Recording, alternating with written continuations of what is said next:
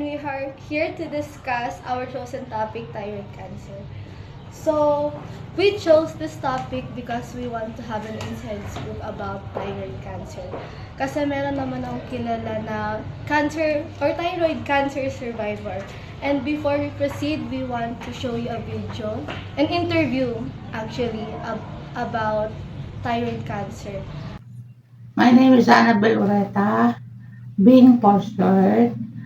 Ako ay na-diagnose ng papillary thyroid carcinoma since 2013 in Malaysia. My first operation is mga around 2013. Naka-4 na operasyon na ako up to sa ngayon na 4 times na ako na-operahan. Nalaman ko, sinabi ng doktor na ako ay may cancer. Sa Malaysia pa ako nag-check up. Sabi ng doktor, kailangang tanggalin dahil ang nasa leg ko ay benign.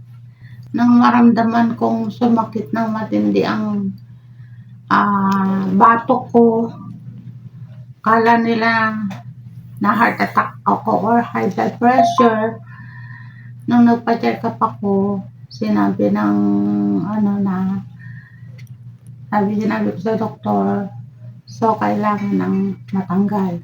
Para hindi kumalat, ang ginawang procedure is thyroidectomy, total thyroidectomy. Sabi nila, ito ay papillary thyroid carcinoma. Nung inoperahan ito,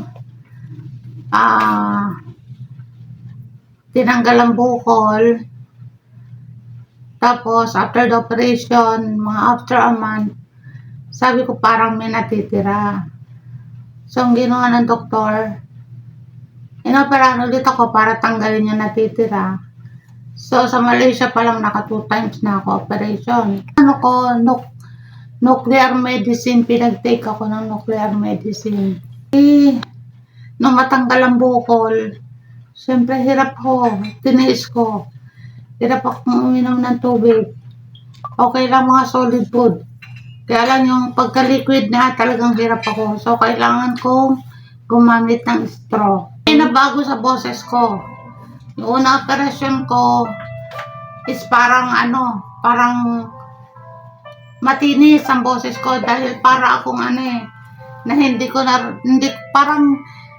na alam paano ako magsalita. So, ang boses ko nun is ganon, matinis. Bawal ang dairy products, bawal ang seafood, bawal dahil ako ay magno-nuclear medicine. So, bawal ang soy sauce. Anything na may kinalaman sa soy, bawal. Baka sa paninigarilyo. Kasi tinigol ko yan paninigarilyo. Ngayon, naninigarilyo lang ako pag stress. Kasi proper diet. At isa pa, kung sa babae, siguraduhin maayos ang menstrual cycle. Dahil ang pagkakalam ko is hormone imbalance. Dahil natanggal na rin, naopera na rin ako ng endometriosis. Tinanggal na ang aking uterus at ang aking ovary. Okay na. Bye-bye. Sabi mo bye-bye. Bye. Okay. So, next, what is thyroid disease? Thyroid disease is a general term for a medical condition that keeps your thyroid from making the right amount of hormones. So, thyroid is yung parang butterfly dito sa ating leeg na nagko-control ng hormones natin. So, it can affect people of all ages. So, kahit bata o matanda man, pwedeng makakuha ng ganitong disease. So, it is an umbrella term for conditions that affect how your thyroid functions. Hyperthyroidism and hypothyroidism are the two main types of thyroid diseases. So, ang hypo is yung pagtitigil or pagsa-stop ng takbo ng hormones. Tapos yung hyper naman is yung overextend or yung pagpatuloy, yung sobrang OA na pagtakbo ng hormones. Ganun yan. Yes! So, but they each have multiple possible causes. Thyroid diseases are treatable usually with medication. So, treatable siya. Yes, kahit by surgery and medical. Yes. So, dito na tayo. What is cancer? Cancer na.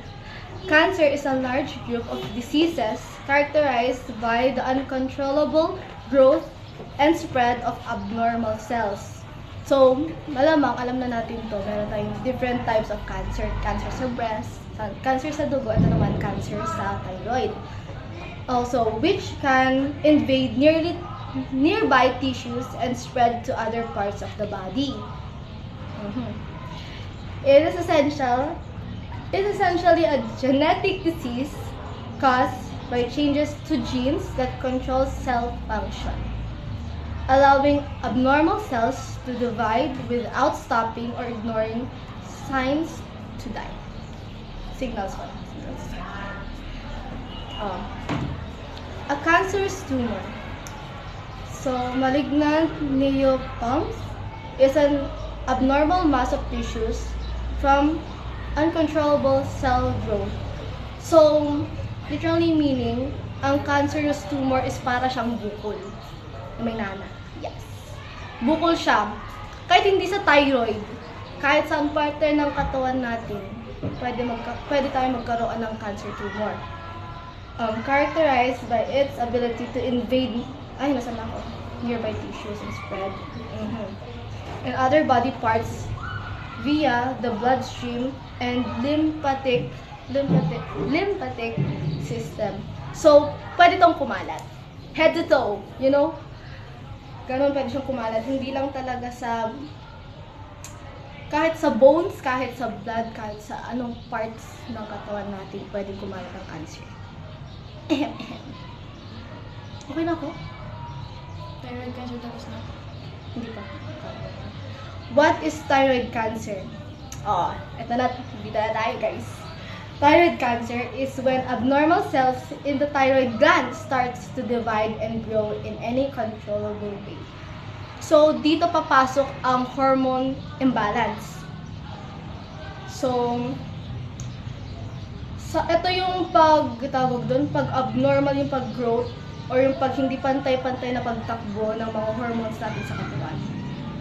Kaya, nagkakaroon tayo ng tumor sa thyroid. Yes. Without treatment, it can grow into surrounding tissues and may spread elsewhere in the body. So, kung hindi na-treat to ng maaga or nagamot ng maaga, pwede pa tong kumalat. Lalaki pa yan. Kunyari kung nandito na, lalaki pa yan. Kasi kupin niya yung buong leg. Ganon. So, eto na. Thyroid cancer is usually found in just one lobe. But some types of thyroid cancer can be found in both lobes. So, particularly dun sa in-interview natin is both thyroid yung natanggal sa kanya. So, meaning both thyroid yung na-effect. Pero may cases din na dito lang, kunyari dito lang talaga. Dito sa left side or right side ng thyroid. Okay, so after discussing what thyroid cancer is, let's head to its prognosis, which is, sinasabi dito na thyroid cancer generally has excellent survival rates, with an overall 5-year survival rate exceeding 98%, meaning most people live as long as those without the cancer. True rates vary significantly by type and spread. So, nakadepende daw kung anong type ng thyroid cancer yung ang meron ng isang individual para makasurvive sila. Pero mostly daw, nakakasurvive naman sila. And then for localized cancer staying in the thyroid, the 5-year survival near is 100%, while it drops to around 51 to 71%.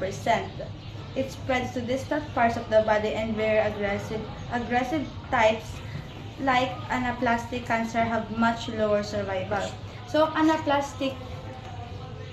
anaplastic cancer kasi, thyroid cancer, ito yung parang pinakamalalang type of thyroid cancer. Kaya talagang mababa yung survival rate niya.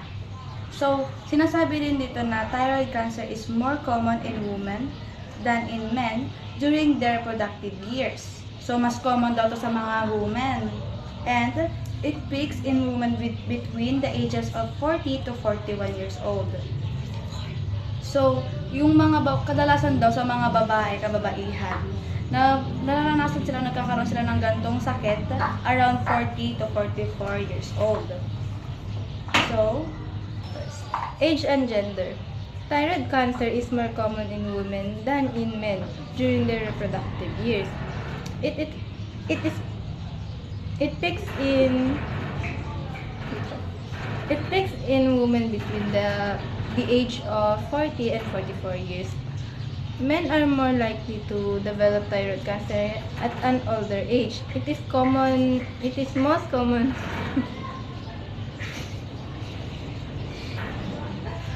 It is most common in men age between 70 to 74. Ibig sabihin na yung mga karamihan sa babae, madalas yung thyroid cancer dahil sa meron din silang reproductive years, like alam mo na. Then na babae. Then yung mga sa mga lalaki, parang rare chance siguro magkaroon sa kanila ng thyroid cancer dun sa age na yon. Then yung mga lalaki, mostly sa kanila mga nasa 70 or 74 or above pa sa para magka-thyroid cancer sila. Then, being overweight or obese. The risk of thyroid cancer is higher in people who are overweight or obese. Yung mga taong, hindi ko kasi pwede. Yung mga taong overweight sila or like yung sobrang maraming kinakain ng mga tao ganun. Sila Mostly sa mga pagkain. yes. Dapat. Basta sila Yung mga malusog. Huwag yung ikatayaan nila. Kasan na ako? Family history. Yung sa family history, alam mo naman na sa genes kapag meron yung family or yung other generation na family nyo, may papasa sa inyo. A higher risk of thyroid cancer if a close family member has thyroid cancer. Kaya nga sabi ko, yung mga may thyroid cancer sa past generation nyo, pwedeng may pasa sa'yo. A close relative is a parent, brother, sister, son, or daughter. But it's worth remembering that this risk is still very small because thyroid cancer is rare. Ibig sabihin, hindi siya yung parang sa iba na madali siyang mapasa. Pwedeng generation by generation, saka lang siya pwedeng maipasa. Exposure to high levels of radiation therapy treatments to the head and neck increase the risk of thyroid cancer. Kaya sinabing head and neck dito kasi mas malapit sila sa thyroid natin dito sa leeg. Then, thyroid cancer that comes back. Thyroid cancer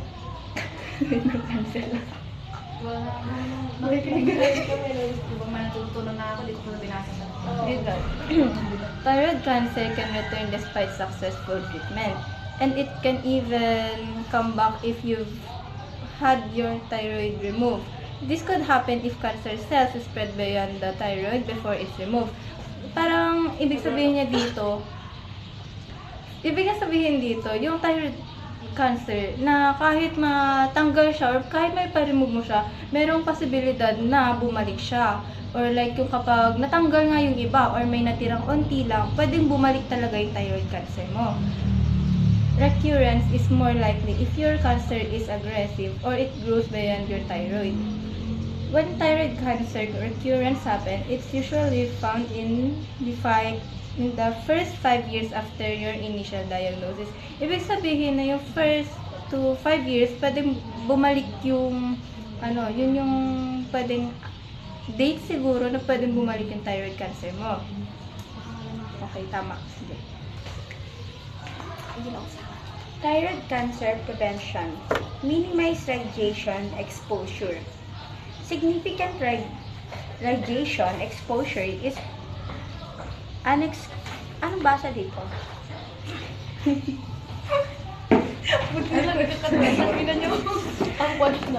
Unquestionable. Significant radiation exposure is unquestionably one of the two primary risk factors for thyroid cancer.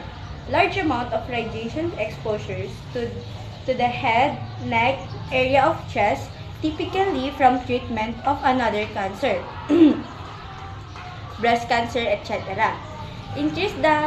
Increases the risk of thyroid cancer.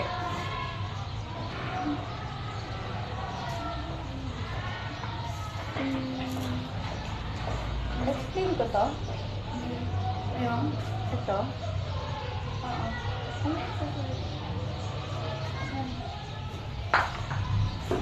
Ito.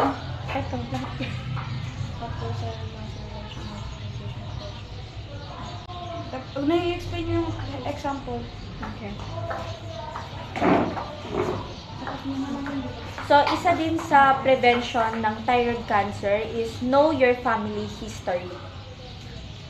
Similar to all other cancers, genetics plays a role. While some of the genetics of thyroid cancer involve change in genes at the circular level, inherited genetic risk does occur occasionally with thyroid cancer. So, para ma-prevent din natin, isa sa mga way na pwede nating ma-prevent ang thyroid cancer is kailangan natin alamin or know your family history, kung sino ba yung may mga, tulad nga ng sabi ni Lijan kanina, kung pwede siyang ma-pass through generation, pwede siyang ma-pass, pwede may pass yung thyroid cancer.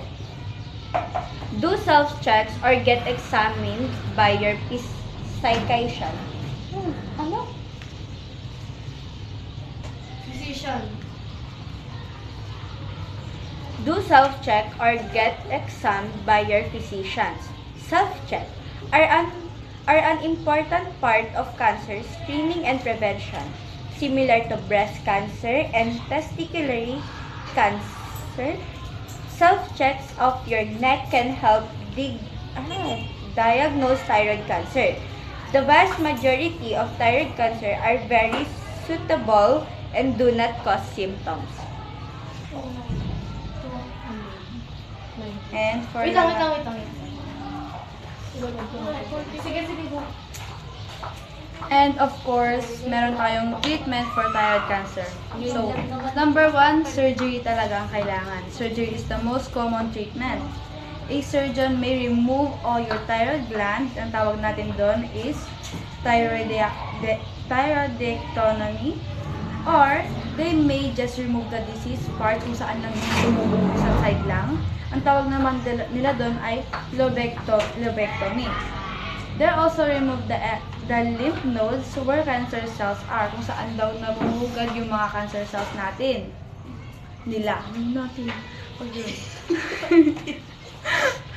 Ito naman, meron pa tayong ibang other treatment. Maliban dun sa dalawa, meron tayong radioiodine therapy. You may need this treatment after surgery to kill any remaining cancer cells. Ayan. Kasi 'di ba, meron yung ibang cancer cells na naiiwan talaga, meaning yun yung dahilan kaya bakit bumabalik yung thyroid cancer na yon. So you swallow a pill or liquid that contains radioactive iodine. Only thyroid tissue absorbs it. The radiation destroys diseased tissues. 'Di ba? Alam niyo naman siguro yung gamma rays, 'di ba? Yun yung parang siya yung type ng radiation talagang naakin ng mga cancer cells na tumutubo sa katawan ng isang tao. So, and next, radiation therapy. Ito yung isa dun sa ginamit dun sa in-interview natin na thyroid cancer survivor. Yung isa sa ginamit sa kanya na treatment. Some cancers can't absorb the iodine in radioiodine therapy. So, kailangan ng yung radiation mismo na ang iaano nila. They may need radiation therapy that uses a machine to deliver the radiation instead. So, yung radiation lang talaga. Wala na yung parang, kasi yung ibang, yung, nung sa radioiodine, kasi daw, hindi, meron yung ibang cancer cells na hindi ina-absorb. Ay, hindi, I mean, meron yung ibang thyroid na hindi na-absorb yung yung iodine. Kaya, minsan, yung mga physician natin nila, yung mga may nakakaranas ng gatong disease, is nagkakaranas or nag-under ng treatment ng radiotherapy. And meron pa tayong last, hormone therapy. This treatment stops yung thyroid tissues from growing back after surgery. Ito yung nag-i-stop. So, this can keep the cancer from returning. Ito yung parang nag-i-stop sa mismong cancer, thyroid cancer na bumalik siya ulit. Ewan ko lang kung meron yung mga mga gumagawa. Kasi, meron ba? Nagagano ba sa kabin? Yung hormone therapy? Hindi pa. Dapat meron yun. Kaya mo, sasuggest ko yan. Hindi na sasayaw si Precious, no? Yun, hindi na siya sasayaw. Sana mag-goodbye na tayo. Okay. Okay, guys. Goodbye. Goodbye, class! That is all, guys. Okay, guys. Bye-bye! Bye-bye!